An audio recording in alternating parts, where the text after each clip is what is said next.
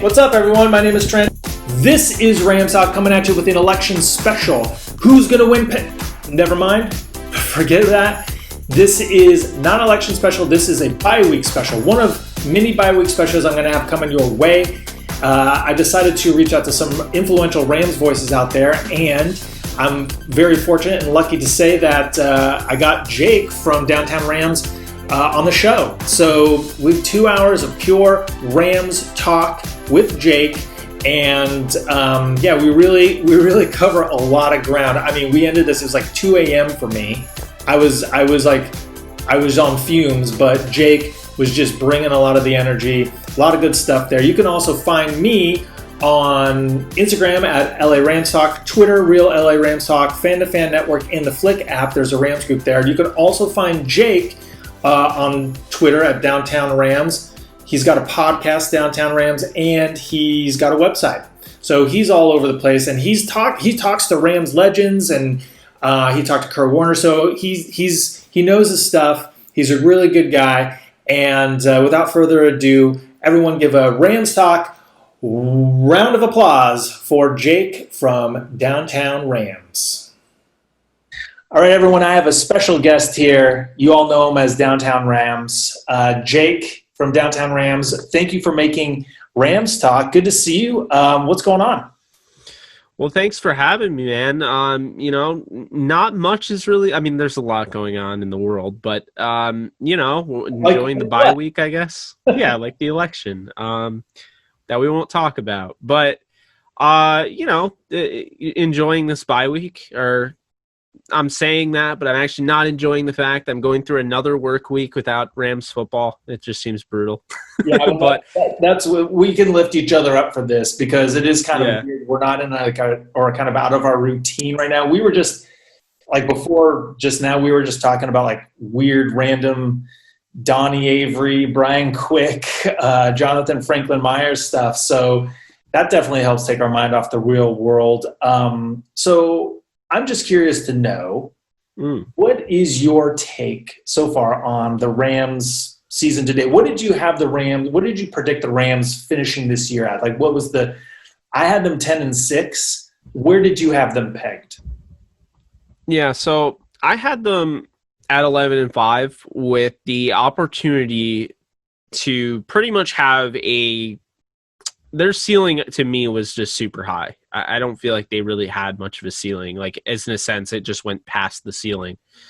They had so much potential coming in this year, I felt like, because there's so much uncertainty. When you look at the defense and you look at, adding a Brandon Staley, moving away from Wade Phillips, moving away from, a couple players. I don't think they got better losing somebody like Corey Littleton at all. But, I just was really interested to see this group. I thought they drafted very well. This is the best draft I've said.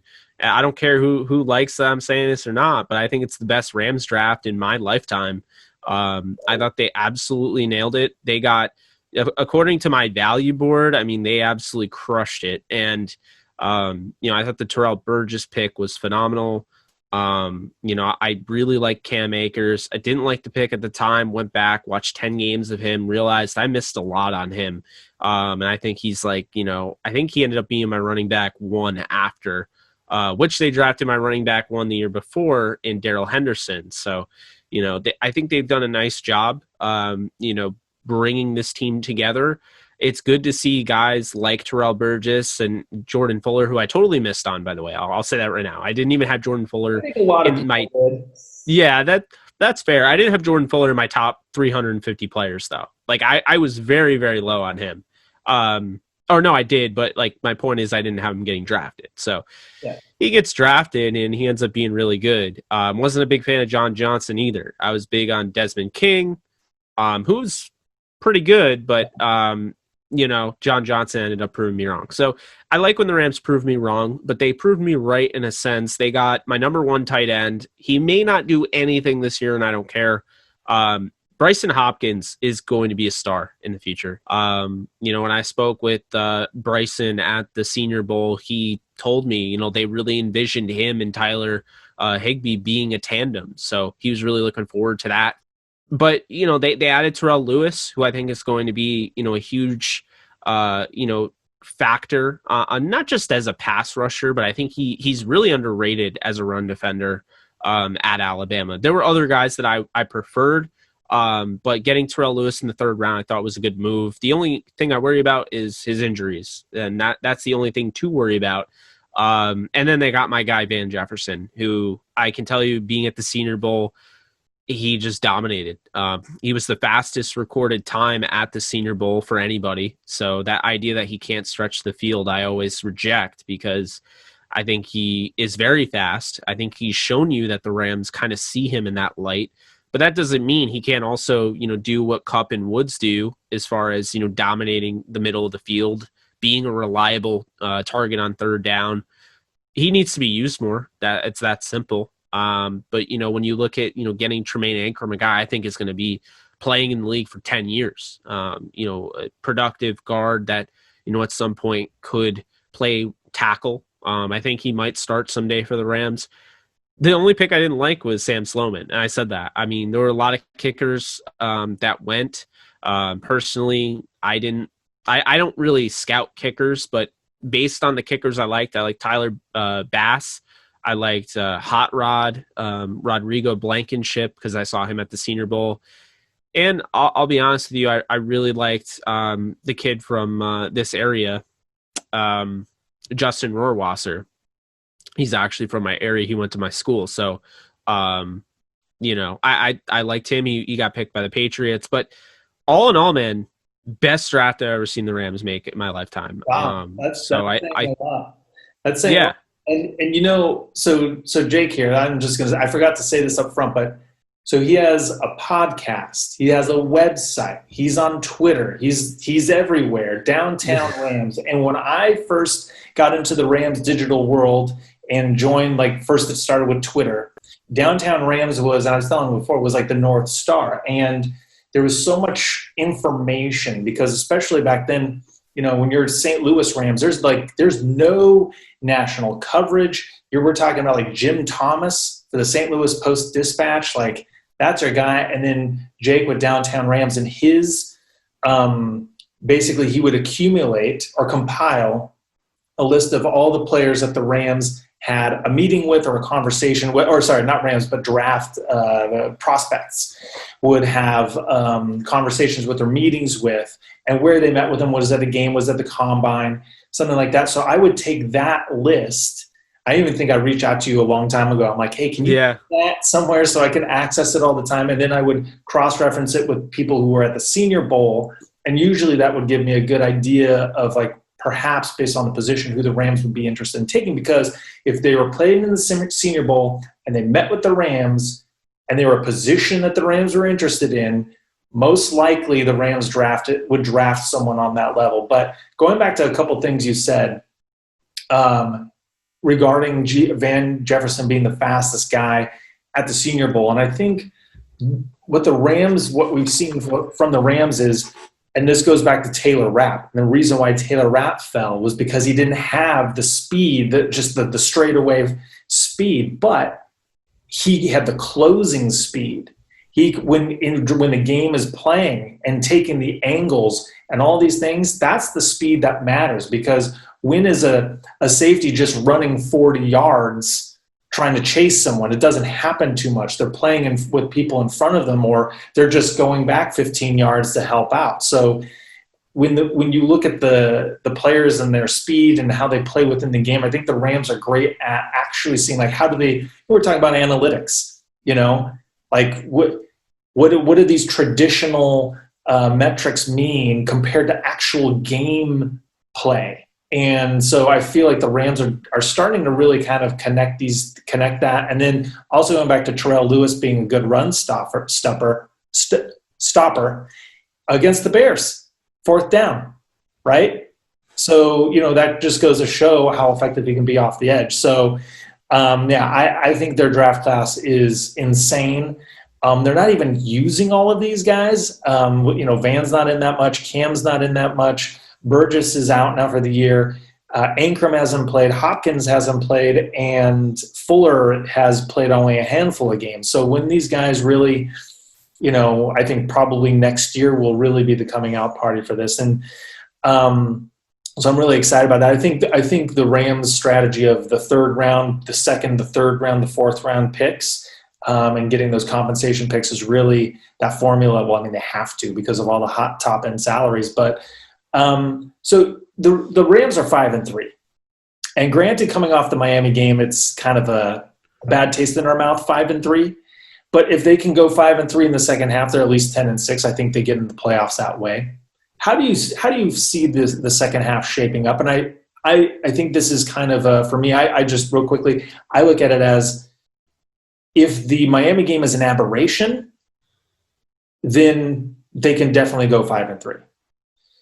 If other teams start throwing that Miami blitz at the Rams, then can the Rams adjust? So that's really the only thing holding me back. When Goff has a 3 or 4 turnover game, they lose. So your floor. Yeah. So I mean, it's been a little bit weird for me because I've been, in the camp of for a while. I mean, I've kind of gone back and forth on Goff, as a lot of people know. And I've been in the camp lately of just putting Goff in the top 10 for quarterbacks. After the Miami game, I had some serious concerns about Goff moving forward. I don't see enough improvement in year 5. And I feel like when he has guys that are open, he is overthrowing them. And I saw this last year with Brandon Cooks. You had a guy that you were paying $14 million a year to, maybe $16 million, around that. And you couldn't get him the football. This guy, he's winning over the top, and you can't get him the football. So I don't know what happened between 2018 and 19, but I saw Goff at the last 4 games of the year really start to turn on again. But I just constantly, how many games do you sit there and you're like, Goff isn't playing bad, but he's really missing a lot of throws in a sense. Like there's a lot of yards, a lot of points that have been left on that field. And, we're coming up on the tough schedule here, tough end of the schedule with, Tampa and, with the New England Patriots, which you can say what you will about the Patriots, but I don't want to play them week 15 or week 14. That's probably the best. Feel good.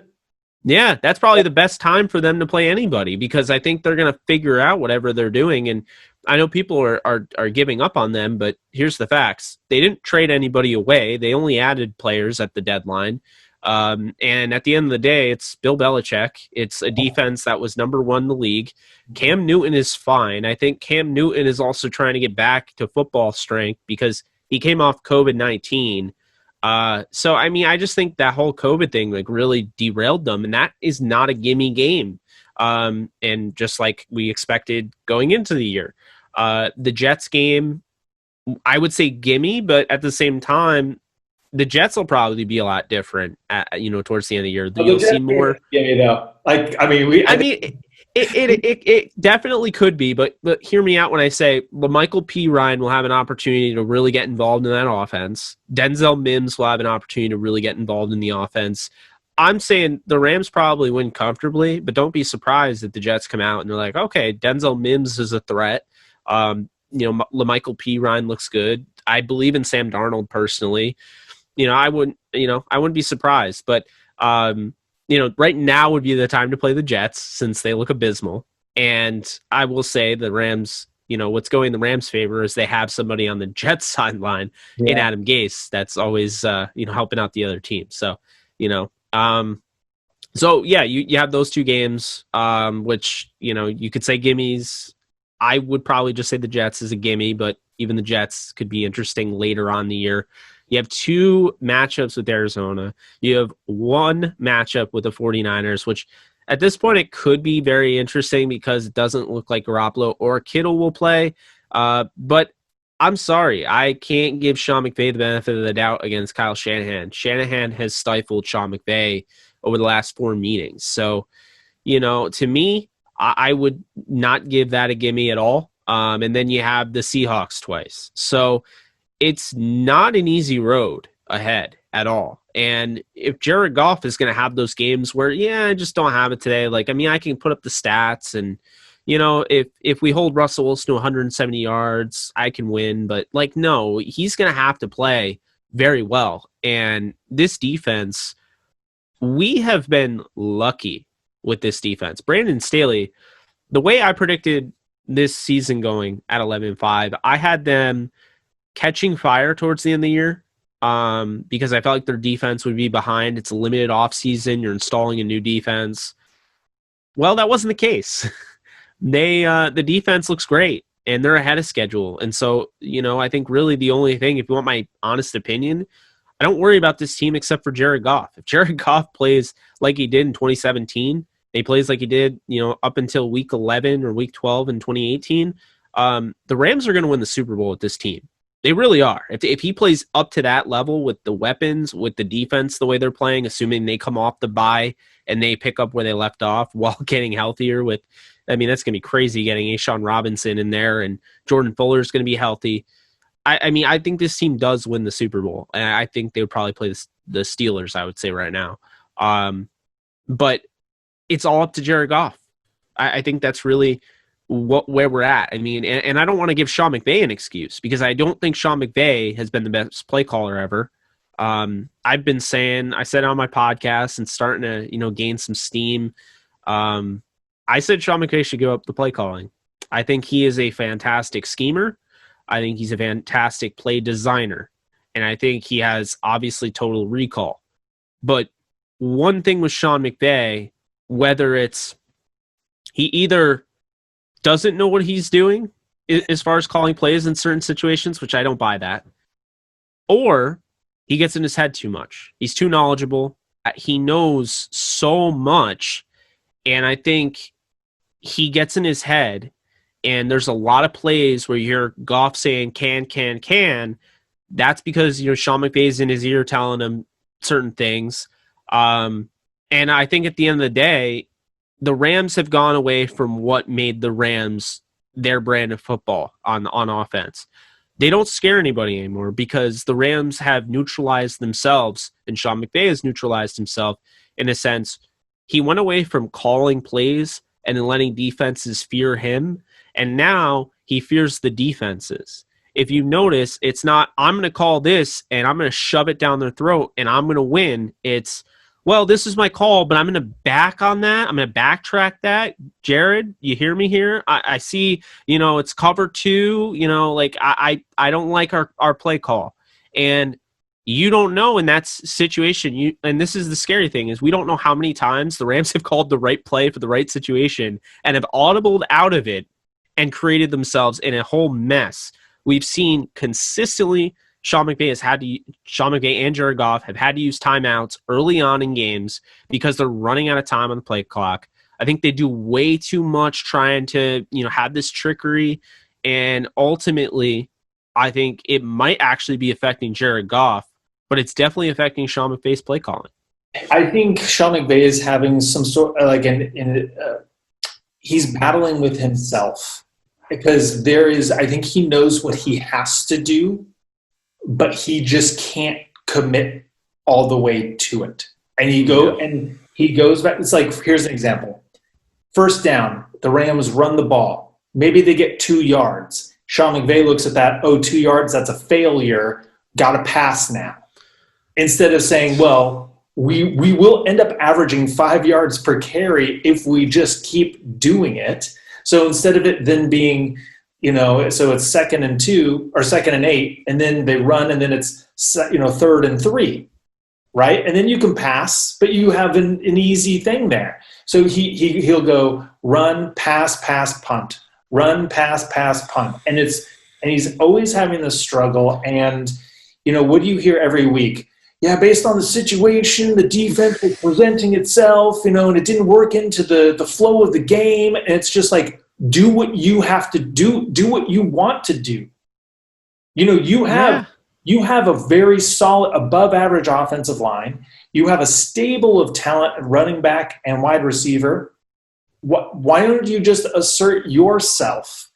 And that's the maddening thing. And going back to Goff, So the problem with Goff is we've all seen the 2017 and 2018 Goff. So we know it's there, right? And that's the frustrating part, because last year, you're right, he was missing wide open throws. And, every quarterback, you look at their stat sheet after the game, they're 20 for 28 or they're 15 for 30.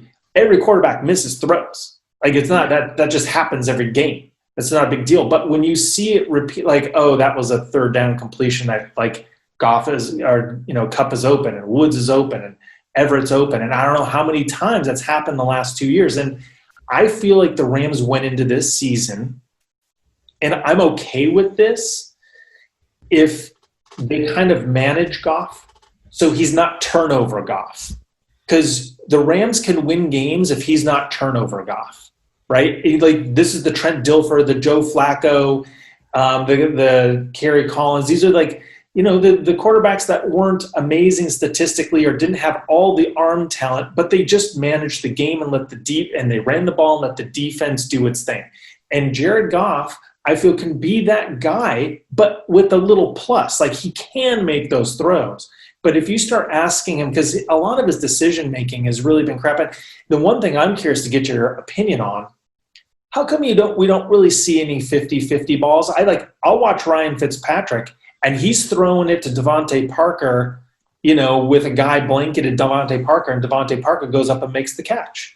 And you see this around the league. Aaron Rodgers, a lot of these quarterbacks, they trust their receivers in a one-on-one matchup to make a play. And I never see really a 50-50 ball thrown or a back shoulder or something that isn't just, designed perfectly to hit a window. And they're so risk averse. So I'm curious, why do you think that doesn't happen, or we don't see that much?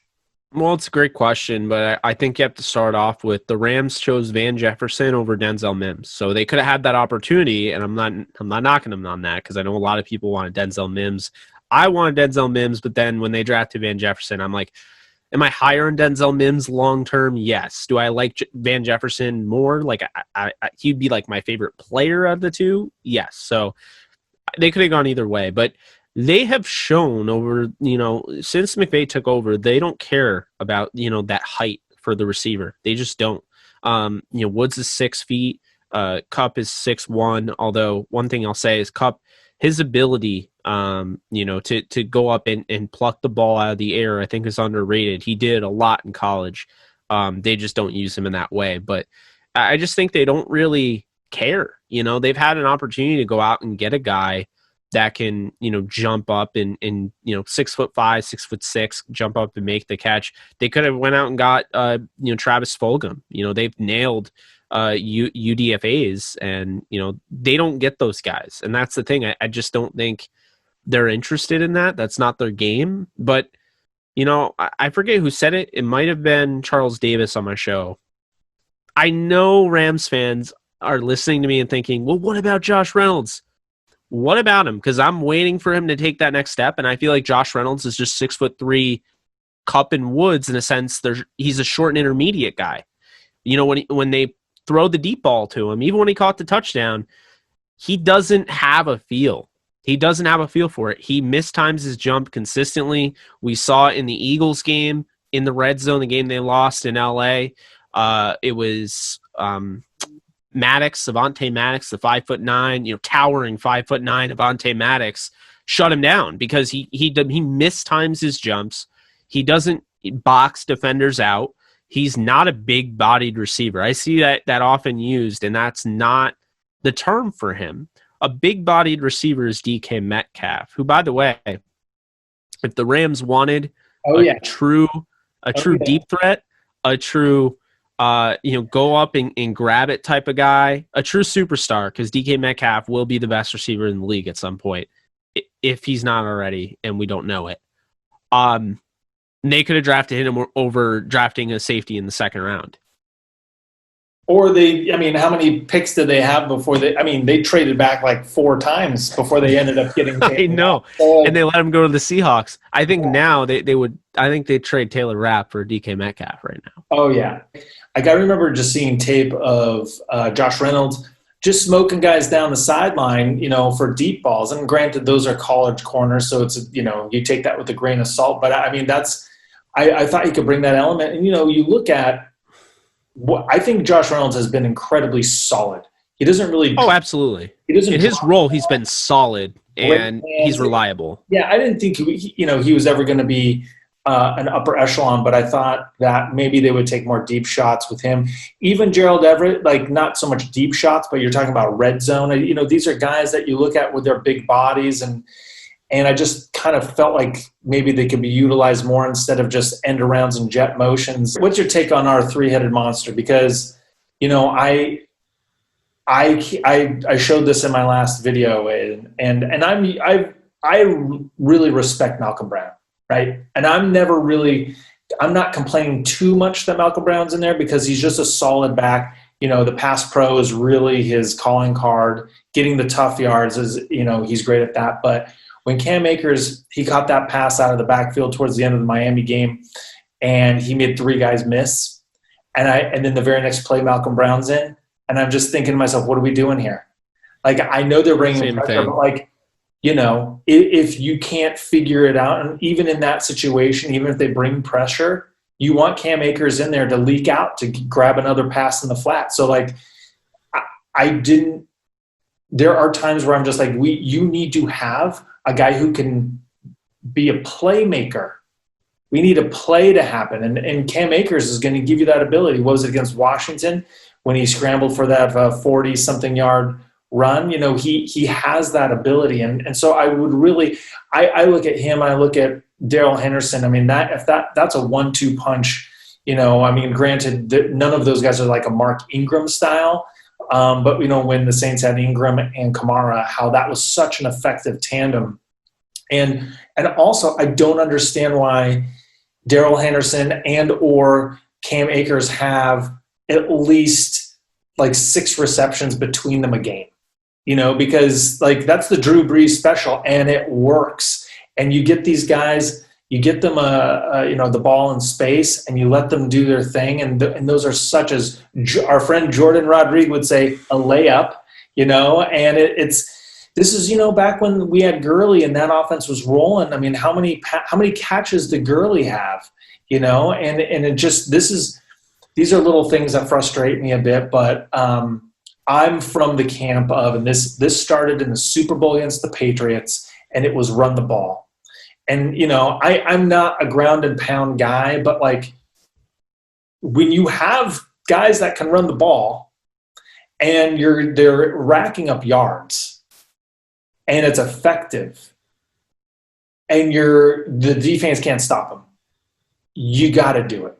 I mean, and in that, I think to me, that's the, we don't have LaMichael Pirine and Frank Gore. We have Cam Akers and Darrell Henderson and Malcolm Brown. And it's also kind of crazy what the Rams are top 5 in the league in rushing, but we're sitting here talking about why aren't they running the ball more? Oh my God, I know. I think I'm tired of it. There's a lot of babying, and I feel like the reason why Malcolm Brown's in the game, it's to protect Goff. And and also I feel like sometimes it's a tell. You see Malcolm Brown in the game, and it's probably 70% chance it's going to be a pass play. So, it's a great point. Yeah, I think that, Darrell Henderson right now should be the lead guy, and Cam Akers should be siphoning off carries from him, and Malcolm Brown should be third. But, I'm just the guy. What's your take on the running back situation? Man, they have such a great running back room. It's negated the fact that Todd Gurley is first in rushing touchdowns and like third in yards. If Todd Gurley came to you, said, Jake, I'll give you $5 million if we exchange knee cartilage, would you do it? I do it. Yeah? I do it. Okay. Mm-hmm. Continue. Yeah, absolutely. I do it. So that's a good question though. But with the Rams, they have a 3-headed monster, and it's very similar. I said it coming in the year. I think they copied Kyle Shanahan's model a little bit, with the running back by committee. Now, Sean McVay doesn't use them the same way. I think Sean McVay kind of holds them back, if you ask my, honest opinion. I thought he did a nice job of balancing the carries for 2 running backs, in every game because early on, Henderson was hurt. He ran 3 times in the Cowboys game. He was hurt. They balanced Akers and Brown pretty much right down the middle. Moving on, though, Henderson came back. We had the Akers crazy rib injury. To me, I think the Rams are going to come out running the football against the Seahawks. I think the best thing that could happen is they go to the bye. Sean McVay's going to be like, oh my God, what am I doing in this offense? Just let them be. Just let them run. Because here's the thing. The only one that's been able to stop Henderson this year, not one defense, it's been Sean McVay. Yep. He has been fantastic. Like I expected. He's the best running back on the Rams right now, but he might actually be the Rams' best offensive player this year.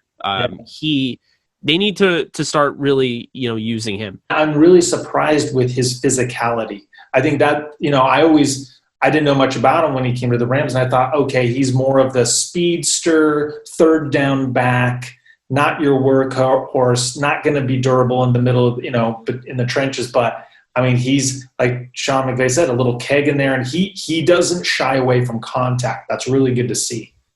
Oh, yeah, it's very important. And, it's a perfect segue into the next running back, Cam Akers, who really doesn't shy away from contact. He looks a lot smaller than he did in college. I don't know why. I think maybe that's just the TV. I don't know.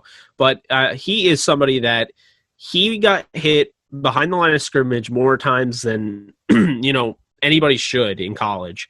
He gets hit behind the line of scrimmage, and he had the most yards behind the line when being contacted behind the line of scrimmage than anybody. He also had the most yards after contact than anybody in the country. So the Rams were smart when they did this, because here's the one thing. First off, this is somebody that does it all. We've seen him, catching passes out of the backfield.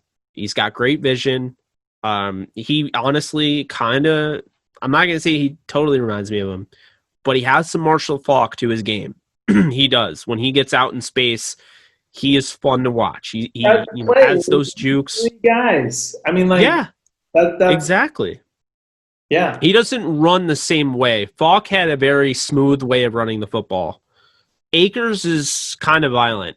But when I feel like Akers runs differently, though, when he gets the ball via the backfield as a pass catcher. He just runs differently. He's kind of gone from being the bell cow for Florida State to this whole year he's been barely carrying the football. So they're going to have to ease him into that. And same thing with Brown, because Brown was just a backup that spelled Todd Gurley here and there. And, they didn't really use him a ton, and now they're using him more. Brown loves this, though. I'll tell you that right now. He loves this. He knows he can be in this league. He knows he can start on a few teams in this league. He's somebody that's very underrated. And I, like Rams fans, they get annoyed when he's in there, but you can't forget how valuable he really is. They have him on the cheapest deal you can imagine. He's reliable. I understand you don't want him to slow down the development of Darrell Henderson and Cam Akers if you're a Rams fan, but at the same time, you need to realize that he has a role, and that role is important. And he's also a mentor right now, because the things he knows, the things he does, the little nuances. Don't think that he's not also helping out, Darrell and Cam. I mean, I think he absolutely is. So. Yeah. That running back group is very, very good. They might be the best in the league, honestly, if you want my honest opinion. As far as potential, I think they have the highest potential. But at the end of the day, if you don't use your running backs and you're constantly getting success out of them when you use them, you're limiting yourself. And you can't do that. I think personally, they should adopt kind of like what you were saying in the Super Bowl, but they should adopt what they did against the Cowboys. The playoff. Yeah, I mean, Jared Goff is easy to kind of, maneuver around. If he struggles, you have this running game. You didn't have this before. Todd Gurley, you didn't have this last year. And in 2018, you did. One thing you said about Cam Akers that I thought about at the time, with his terrible offensive line at Florida State, when the Rams drafted him, I felt like, oh, well, then he'll fit with the Rams perfectly based on their offensive line from last year. Like, he's just going from a crappy offensive line in college to a crap. Although I knew the plexiglass theory, like, you're so bad one year kind of against how good you normally are, you're gonna bend back, you're gonna bounce back. So I knew their offensive line, the Rams' offensive line would not be 31st. I just thought if they are just 15th in the league. I was actually pretty high on them. I didn't want them to draft anybody. I saw at the end of last year, you saw the continuity, and you saw what happens when you have 5 guys that have cohesion, that play all next to each other. It's a very complicated thing for an offensive lineman, because it sounds weird, and it's not for somebody like you and I maybe don't understand from a playing perspective, because we're not offensive linemen right now in the NFL. So I think it's very important to be playing on the same offensive line with the same 5 guys. Yeah, the offensive line is, so if you've been a Rams fan for any duration of time, the offensive line, ever since the line for the greatest show on turf has just always been injured, terrible, like bust draft picks. Oh, absolutely. And so when they had 2 years of perfect continuity, that is something that, in the league as a whole is rare, but for the Rams was the most rare thing. And when Sean McVay came to the Rams, yes, he had Jared Goff in year 2, and yes, he had a talented roster, and yes, he had an offensive mind. He wasn't Rob Boris, thank God. Oh, right? Lord. But I think the most important move the Rams made was Andrew Whitworth, because when you go from Greg Robinson, who, in my opinion, was the worst left tackle in football, not because he just was a terrible left tackle, but because of the penalties. You add the sacks, the pressures, the penalties. He was just god-awful, and you replace most likely the worst left tackle in football with a top 3 tackle in football. And that swing is so great. Then you still have Saffold, you have Sullivan at the time, and Blythe comes on, and Havenstein, and your line is amazing, and it's amazing for 2 years. Then you lose Saffold, you get these injuries. No Boom and Allen, I don't really think are the solution. Well, Allen we know isn't. No Boom, I think No Boom is probably a replacement. I know No Boom's a tackle. He's a so yeah. So I don't know where that's going to go, because Bobby, it's going to be really interesting for the Rams, in the future, because when you look at Andrew Whitworth, he can't possibly play till he's in his 40s, right? Ankram's right now the backup at left tackle, but that was also before No Boom came back. All right, so 2 quick things. I want 2 quick hits. Number one, I know this. We spent a lot of time on the offense. We didn't really talk much about the defense, but I feel like the defense is going to get a big-time test against Seattle, probably their biggest test, because when you have Metcalf, and Lockett is probably one of the more – I put Tyler Lockett with Robert Woods in the underrated receiver category. When you have Chris Carson and you have just the Russell Wilson magic, right? So this is going to be the Rams, I think, first real test, because the defense has been great. This back half is where, if the defense is legit, this is where they'll show it. And this is what I want to see. I want to see what are they going to do in the secondary with the receivers for Seattle. And then how is Ashawn going to be integrated back into the rotation? Fuller was going to be back. So what's that going to be? So I'm actually really excited about the defense, because I feel like they're starting to click, and they're getting reinforcements back, even though Burgess is out. So I'll give you some time about that, and then I have a final question for you. Love it. So, with the defense, I think, you hit the nail on the head with Seattle. I think they are going to be the toughest test so far. We'll see with Tampa Bay. That could be really tough, because they're going to be very healthy. So they're going to have Jaylen Ramsey. He's going to be on DK Metcalf likely. I think they'll have Darius Williams on Tyler Lockett. And then Troy Hill's going to have to, shut it down with David Moore. But the Rams are going to have Jordan Fuller back. And that, I think, allows them to use Taylor Rapp more in a situation they want to use Taylor Rapp more in, which is operating around the line of scrimmage. Whereas Jordan Fuller is going to be the punishment over the top, but he's also somebody that he's got the playmaking ability where, he can take an interception. He can play the ball. So he's going to be a huge add back into this, defense. And then you have, David Long, that he got an opportunity. David Long Jr. got an opportunity to play a little bit. I wasn't like blown away by his performance. I know there were a lot of people like trashing his performance. I thought he was solid playing without, Jaylen Ramsey. I think that's good because I think they have 4 corners and they're extremely deep there because of how good I think those 4 corners are. Do they have the numbers? No, but they have the quality. And I think that's really important. Then you look at the linebackers and, Kenny Young is starting to play a little bit better, for sure.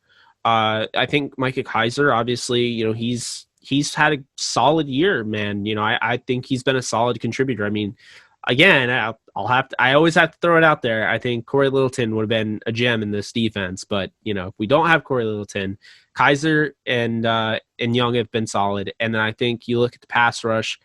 Here's the thing that's so incredible about this defense. This pass rush is not dynamic at all. It's a very streaky pass rush, if you want to call it that. They kind of build up. It's honestly, this pass rush in a nutshell is what Leonard Floyd is. He's a streaky pass rusher. He'll break off like 2 sacks in a game and then have 2 games where he doesn't have a sack. That is his pass rush. But I am totally at peace with who Leonard Floyd is as a player. Absolutely. He is a phenomenal defender. I appreciate him so much. And I saw Hot Daddy Wag said something like Dante Fowler or like Leonard Floyd greater than Dante Fowler. And I know it's kind of, we're maybe a little recency bias, but I agree with that because he's complete. Dante Fowler was one-dimensional for me, and Leonard Floyd is complete. I mean, he can finish the season with 8 sacks, and that's not chump change. No, I think his career high is 7? Yeah. And he's on pace for 12.5 or whatever, or close to it. I mean, you add everything else he does, run, coverage. Well, we've never seen a Ram, edge defender be able to set the edge the way Leonard Floyd has in the last 4 or 5 years. Mm-hmm. Now, granted, they were running a 4-3 for a while. Samson Ebukam looked promising early on in his career as a potential, guy that could set the edge. He has regressed incredibly, and it's upsetting. And I'm disappointed, but I feel bad for him because this is not the year you wanted to do that in a contract year. The Rams will just can you, and I don't know who's going to pick up. Well, I'm sure somebody will, but it's tough in a contract year to underperform like that. But, you have Terrell Lewis. You have we talked about Floyd. I'm a huge Ja'Kai Polite fan. Give that man reps. He is going to be very good. Ja'Kai Polite, I mean, I think you and I were both on that train last year. I mean, he was taking just a couple spots after Taylor Rapp as well. So it was like Rapp was taken, and then Polite or Metcalf and then Polite, but like it was all right there. And I had Polite going in the first round to the Rams when they had their first round pick before they traded it. So I was just like, the fact that they got him for no draft capital. They just grabbed this guy because the Jets are the worst organization right now in the NFL. And then they blamed it. Well, he showed up late to practice. Okay, he's a kid. You give him a warning. It's like that was a second-round pick. You don't cut a second-round pick. Well, I mean, they were thinking about trading Quinn Williams. So, what else can you say about that? Yeah, that's true. I mean, I'll tell you, Obo, though. So when you go back to Micah Kaiser effectively this year, even though it's his 3rd year, it's like his rookie year in terms of actually playing. So, that's accurate. So when you think about when people are so on the roller coaster of Micah Kaiser, I'm like, name like 3 other rookie linebackers playing better than him. Is that Isaiah Simmons playing better than him? No, I would say the guy in Baltimore. He's been a monster. Patrick Queen has been an absolute monster. But I mean, I saw that coming. But I hear you there. I don't think that there's too many. Logan Wilson's having a good year, but I don't think there's too many. I think it would be Patrick Queen. And, I see what you're saying with Micah Kaiser.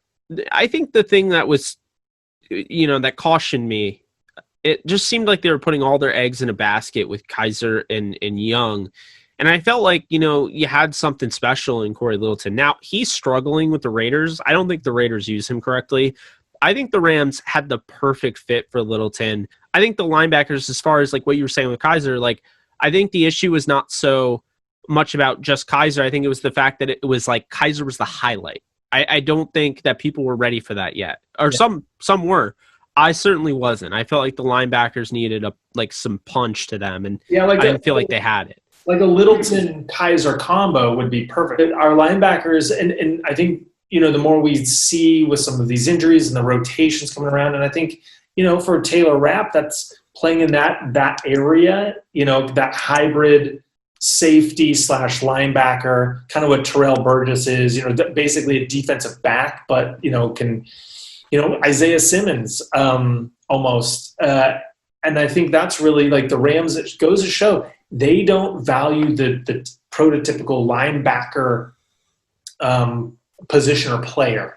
They want these guys in the versatility. Remember in the training camp, and before then you hear about this positional versatility, like everything was about the versatility. You're like, okay, I got it. But now we're seeing it unfold, and we're seeing how it actually plays out with, the secondary players playing in the middle and, on the second level and guys dropping back. And so I thought the defense was going to be promising. I thought Staley was legit.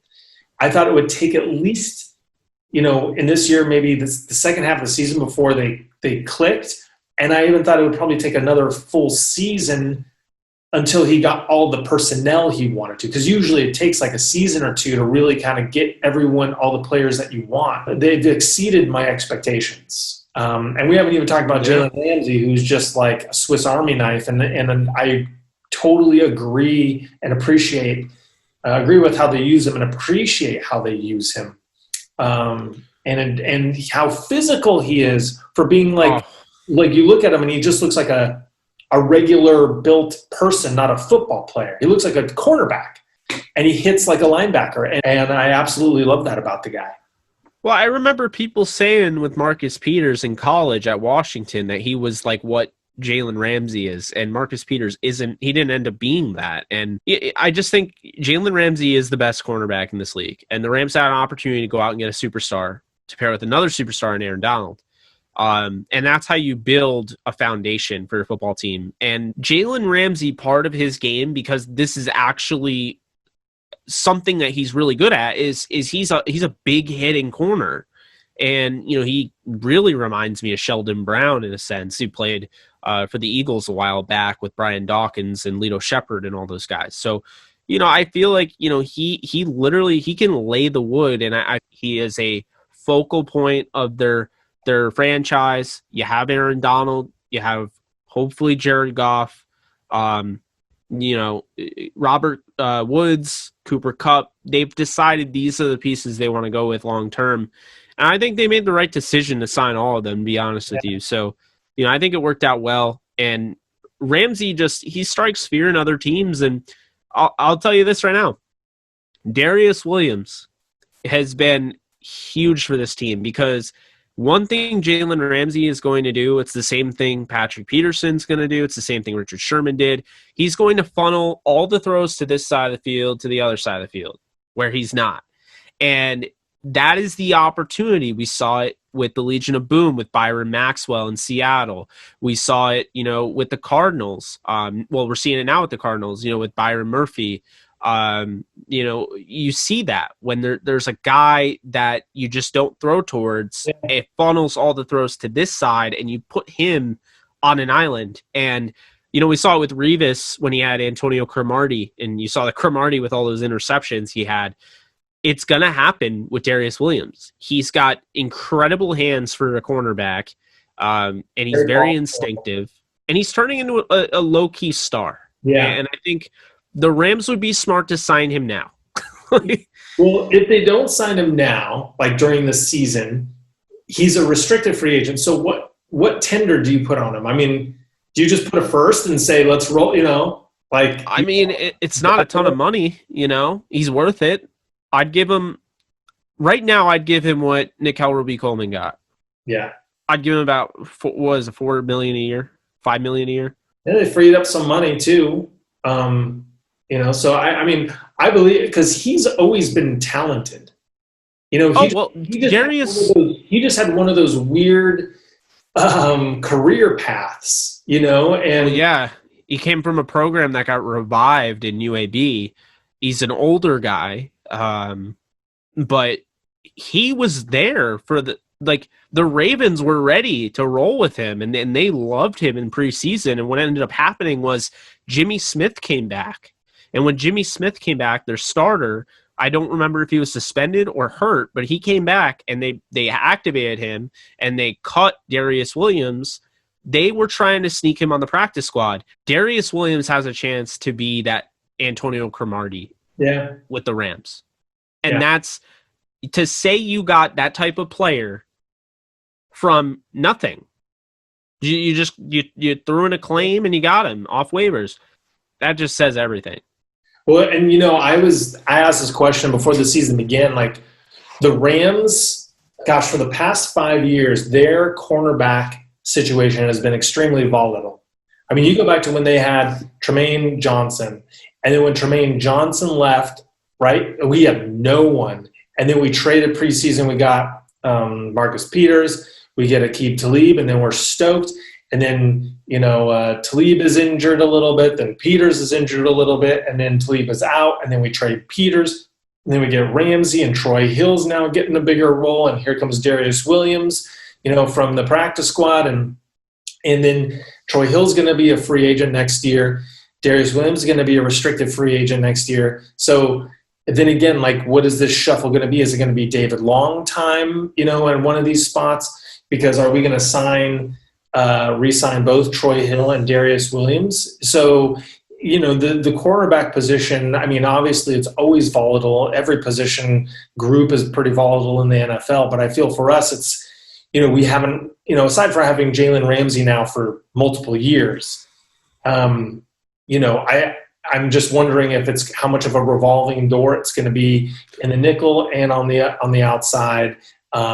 Because I don't know, given that we've got John Johnson as a free agent, given that, you're going to Troy Hill and then the little Darius Williams is restricted. And, it could be a very revolving door. And the reason I say this is people are going to start to pay attention to what the Rams are doing on defense. It doesn't matter if their offense spirals out of control. If they're winning football games and their defense is still being one of the best defenses, teams are going to have Brandon Staley. They're going to play against Brandon Staley's defense, and they're really like, I hate them. And they're going to be upset, and they're going to go back and watch the film and be like, what is he doing? Why can we not do anything against them? Bears. And what's going to happen? Yeah. And what's going to happen is, one, Brandon Staley is going to get head coaching offers, which I'm terrified about, because if the Rams lose Brandon Staley, I'm not going to be happy. I know Sean McVay's a nice guy, wants everybody to be better and move up. I would block the hell out of any coaching, opportunities. Just be like, Brandon, you're the man. You're going to be special. I need you. We need to win a Super Bowl with you. Then you can leave. But we need to get at least a Lombardi trophy out of your expertise. But my point with the defense is that teams are going to start seeing them. If the Rams were to, say, win the Super Bowl this year, like I think they can do as long as Goff plays like he did in 2017, 2018, they're going to be poached. And it's going to happen like the Ravens. When the Ravens won with Joe Flacco, you saw Donnell Ellerbe, you saw all those guys. That whole defense got poached. And I think that's going to be the same case for the Rams. So somebody like Troy Hill, who you used to be able to get for $2 million a year, maybe we'll offer him $4 million. The Bengals are out there offering him $11 million, and that's what's going to happen, is that they're not going to get Troy Hill back.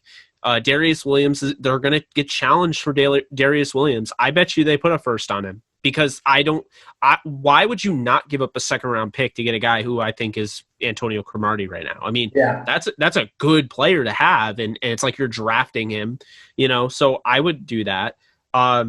And then, John Johnson, I don't think they're going to be able to compete with the market. Yeah, good stuff there. Okay, so the last thing I'm going to ask you, this is just like more of a hypothetical. The trade deadline just passed. So let's pretend it hadn't, though. Or we can look back and say, if there was a trade the Rams should have made, what was it, number one? And number two, throw out a trade that you would just love to make. We have to think in terms of the Rams. And so for me, I thought it would have been interesting to somebody that would have been more refined Tavon Austin in John Ross. I know it was mentioned around a lot. I said Quinnen Williams because if the Jets were going to trade Quinnen Williams, I don't care what it costs. Quinnen Williams with Aaron Donald changes everything. But John Ross was realistic, and I would have offered a 6th or 7th round pick for John Ross because he's a former 2nd round pick. He ran a 4.22. He has the record for a combine. Top 10 pick. Oh, you're right. No, he was a top 10 pick. He should have been the 2nd round because that's what everybody was mocking him to. So yeah, he was picked really high because he ran really, really fast. But he was also a good route runner.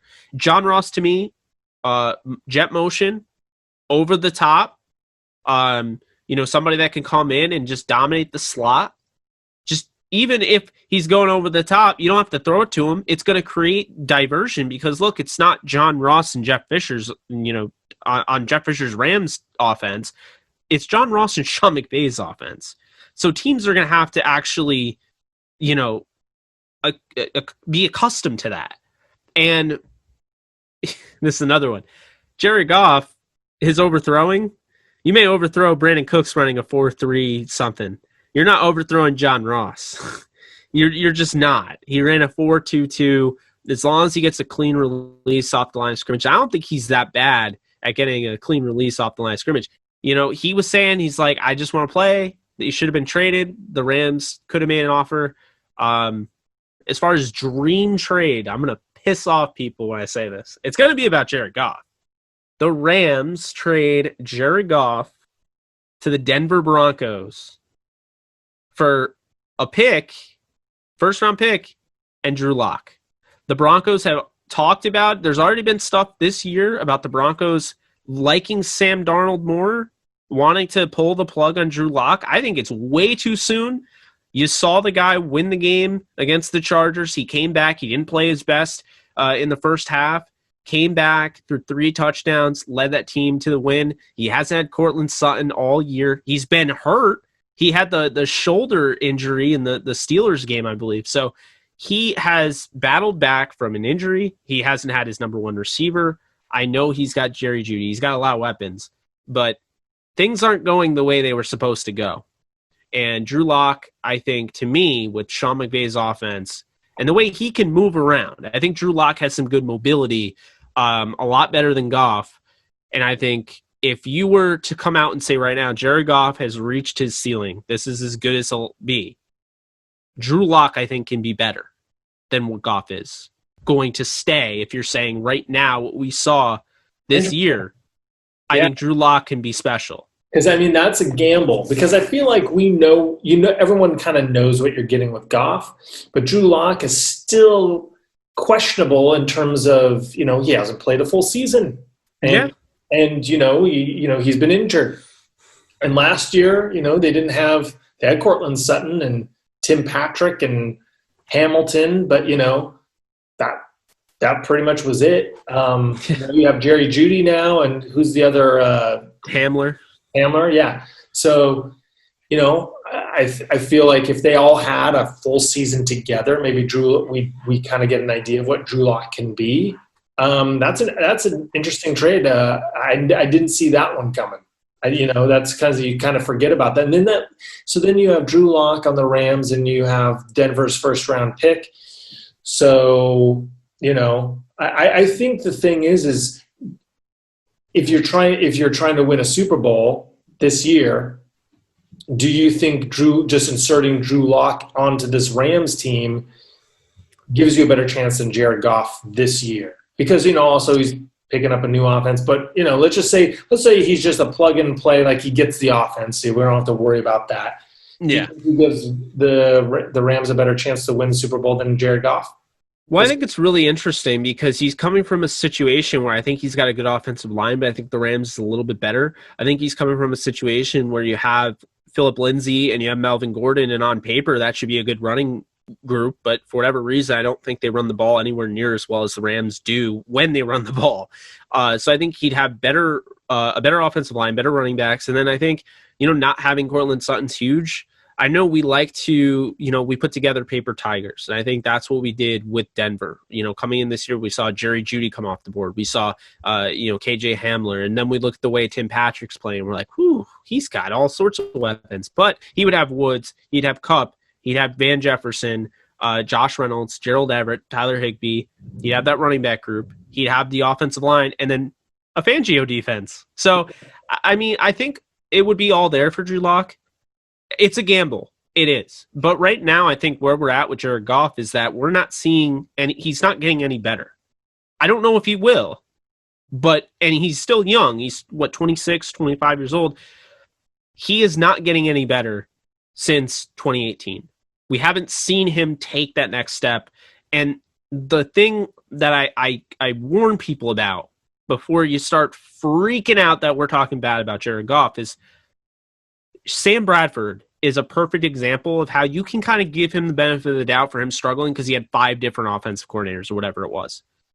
Jared Goff has been with Sean McVay since 2017 and has shown promise, has gotten really good. At one point, I thought you could say he was top 5 in the league that year. There should be mastery of the offense at this point. There's genuine concern about the fact that he's been in the same offense, and I know they've moved pieces around, but he's been in the relatively same offense since 2017, and he stopped getting better, and he started to regress, if you will. He still doesn't take care of the football the way he should. He is a guaranteed fumble if he gets hit from behind. And he's missing throws that he needs to hit. NFL quarterbacks hit. Russell Wilson, the day he misses the throw that Jared Goff missed, that touchdown in the Miami game, it's the end of the world because, I mean, he doesn't miss that throw. So there's a lot of just not getting any better. There's also a lot of things are similar, very familiar. Jared Goff has he has a palace he's living in with Robert Woods he's had since 2017, with Cooper Kupp since 2017. He has Andrew Whitworth since 2017. Sam Bradford had Jason Smith, and he had guys like they threw the kitchen sink to sign Jake Long, and the irony is Jake Long ended up getting Sam Bradford his ACL torn in the preseason. So, I just think Jared Goff went from being stuck in the dungeon in 2016 to being saved by Sean McVay. He now lives in the palace, and he's not holding up his end of the bargain the way he was initially. I think he's gotten so comfortable to what everything is around him. He's not getting any better. And I'm not saying that he doesn't put in the work, but I'm saying all these pieces are the same, except they've added Van Jefferson and they've added Cam Akers and they've added Darrell Henderson. The only thing, the only argument I have to maybe this is why, maybe this is what fixes it, because it can't be fixed. It's impossible. And here's why. Maybe, just maybe, Todd Gurley, not Todd Gurley now, Todd Gurley then was the engine of the offense, and Jared Goff, it's very noticeable since he had Todd Gurley being able to be that pass catcher to soften up the defense and take that blow. It's very, very noticeable, the drop-off in production since Todd Gurley stopped being the elite pass catcher we knew and loved. And that genuinely worries me for the rest of Jared Goff's Rams career. Well, and also, I think if look at, I think you had the 2017 and 2018 years up until Gurley, his knee got busted. Ever since really the Detroit game, in the Philly game later that season, 2018, the offensive line, I mean, you had Saffold, you had Witt, you had Sullivan. Sullivan took, while he wasn't as gifted as a center as I feel like Austin Blythe even is, what he knew, how he basically managed the protections and everything for Jared Goff. He was a supercomputer. Jared Goff didn't have to worry about that stuff. Then you had Blythe, and your line was a top 5 line. You had the number 1 back, who was pretty much the number 1 offensive player in football. And then you had a burner in Brandon Cooks, so like you just had it all. I mean, Perfect. he's had Sammy Watkins. He's had Brandon Cooks. He now gets Van Jack. I mean, I'm not saying that he's a spoiled brat because No. that's not what I'm saying. No. Is even you go back to 2018. Look at the Chiefs Monday night game, the Saints playoff game, and what do those two games have in common?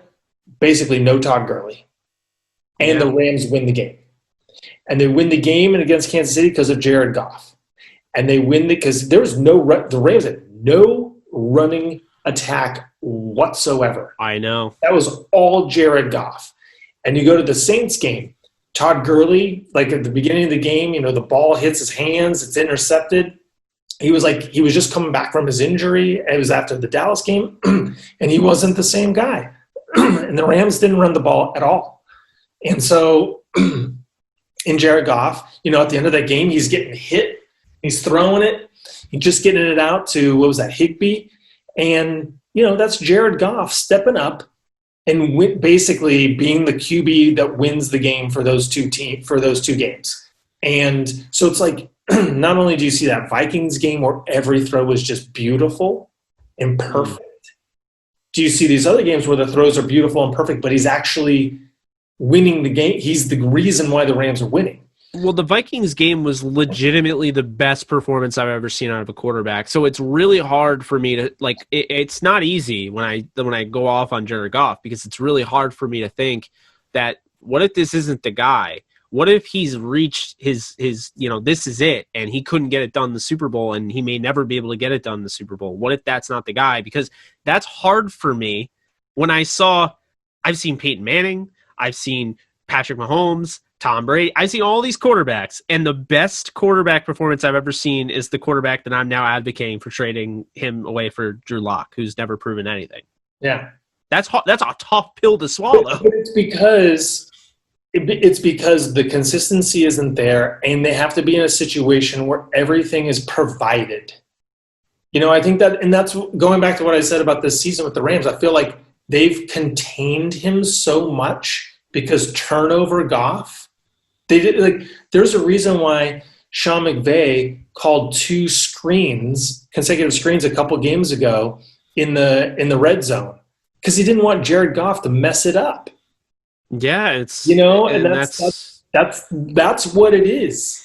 And last year Goff was pretty terrible, but you can boil that down to a handful of games that he was terrible. Like what this game against Miami reminded me of? The Tampa Bay game last year, the Pittsburgh game last year. Oh, Pittsburgh was brutal. Yeah, and he turned the ball over 7 times combined in those 2 games, right? And the Pittsburgh game was brutal because they came off a bye. Pittsburgh had Mason Rudolph. They didn't have any running backs there, and Juju Smith-Schuster had just kind of come back. He might have gotten injured again in that game. So, it was their defense was legit last year, but the Rams are coming off a bye, and they scored off of a turnover right at the beginning of that game, or a safety or something, and you're just like, yeah, we got it. Oh, you mean the forward pass, the thing that went past the first down marker, and they called it a fumble? Yeah, I think so. But Goff, if he just doesn't if he turns the ball over once a game, okay, I can at least deal with that a little bit. But and he had a good stretch up until maybe the 3rd game of the season. He had a good stretch going, 10 games dating back to last year, where he turned the ball over once or twice in 10 games. So he really turned around after that Pittsburgh game. He turned it around. How many teams out there right now would love to have Jared Goff? It's a good question. I don't know. I mean, here's the weird thing. We're getting to the point where if Goff were to continue struggling and the Rams moved on, I don't know if there's a starting spot for him in the league, because there's so many quarterbacks. It's oversaturated right now because you have Tom Brady people that won't retire, so they're blocking the road for a quarterback. You have guys. Jacksonville's going to have a top pick. They're going to pick Trey Lance or Justin Fields, and I'm sorry, I'd take one of them over Jared Goff because of the price tag. We're talking about this the fantasy trades. The Rams are married to Jared Goff right now. And you know, and the thing is that I feel like I'm happy Goff is a Ram. Like, honestly, there are teams out there like that would right now today would love to have some sort of stability. Because you still look at the numbers he's put up. You still look at the arm talent he has. You know, he's the demeanor that he has. You know, he's still I believe a top 13 QB in the league. And you know, O'Connell coming over, what he did and what he made a point of doing when he started calling the plays last year for Washington with Haskins is he said it's like a basketball player. When you see that first shot go in, you have the confidence. And so what he did with Haskins is like, we're going to just give him easy Jimmy Garoppolo style, you know, yak plays. So he gets a completion and a completion and a completion. And then he's good. He's in the rhythm. He's feeling good. And you look at Goff this year, you know, how many games? It was 2 games where he was like 10 for his first 10. But none of them were like hard throws. You know, they're all easy, kind of, you know, short to mid range. But that's the O'Connell effect. Like, get the confidence going, let it go. So I don't know. I just feel like a lot of it's not just Goff, it's McVay. Because you look at that Miami game, and yes, Goff could have held on to the ball more. But like, you know, the punt return was not Goff's fault. Goff looked pretty terrible, but he wasn't helped out. Like the guys were getting clean, free shots on him, and you know, granted, he should kind of know that someone's coming at his.